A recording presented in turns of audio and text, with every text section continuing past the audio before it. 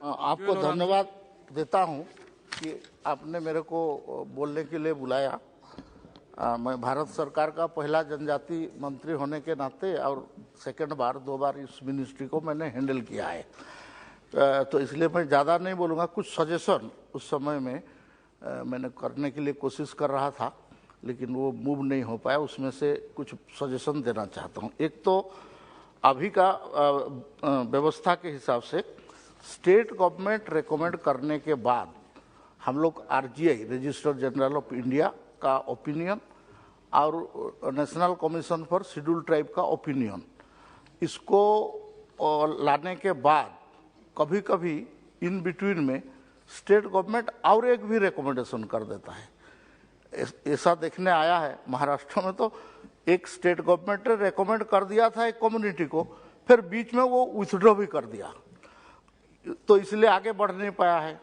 तो इसलिए मेरा सजेशन रहेगा माननीय मंत्री जी को कि एक बार स्टेट गवर्नमेंट अगर रेकमेंड कर दिया है तो स्टेट गवर्नमेंट का रिकमेंडेशन को फाइनल माना जाए, और केवल हमारा 2 organisation like register general of India census commission जिसको हम बोलते हैं उसका opinion and national commission for schedule tribe, ये दोनों का ओपिनियन पाने के बाद स्टेट गवर्नमेंट का मिनिस्ट्री ओपिनियन दे या फाइनल डिसीजन ले।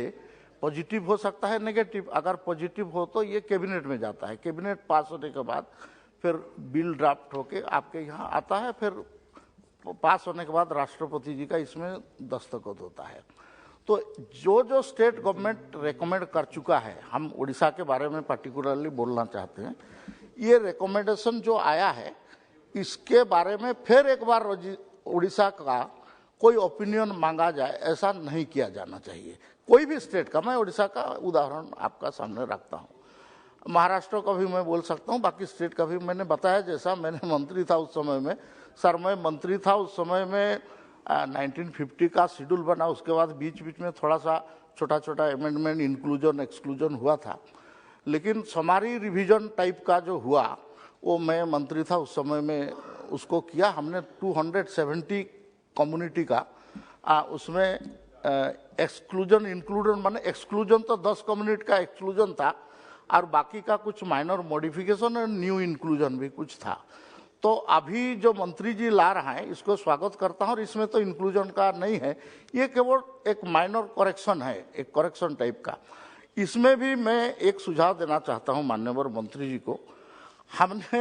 हमारा मंत्री था उस समय में, मैंने एक छत्तीसगढ़ उड़ीसा में लिखते हैं कंवर, तो हम KWNWAR ऐसा कुछ लिखा, KWAR भी लिखा, तो उसमें वहाँ का जो अधिकारी लोग हैं बोलते हैं ये तो कंवर नहीं है, ये तकलीफ ये कर रहा है।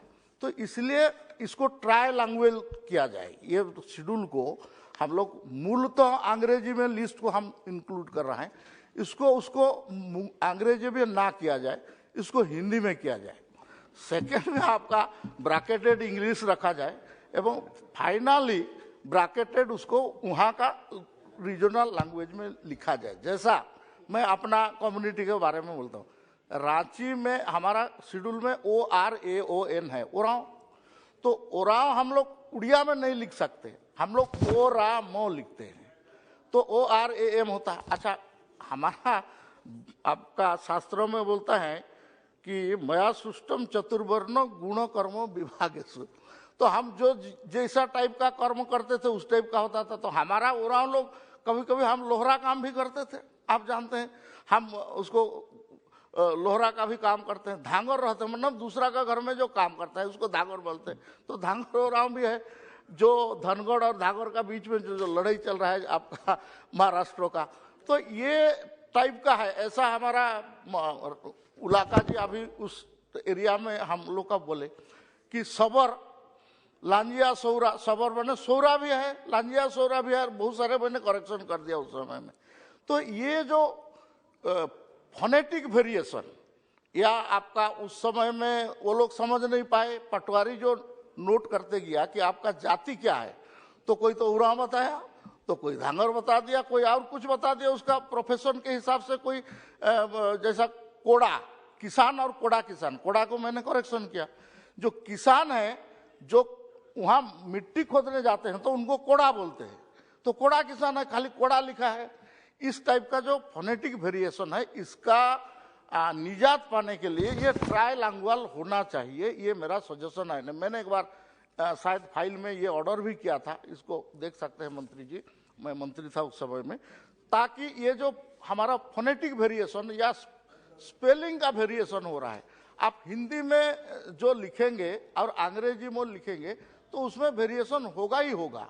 तो इसको सही करने के लिए एक बार सोचा जाए और इसके लिए कमेटी भी आवश्यक पड़े तो करके एक्सपर्ट कमेटी बना के इसको ट्राइलैंगुअल अगर किया जाए तो ठीक होगा।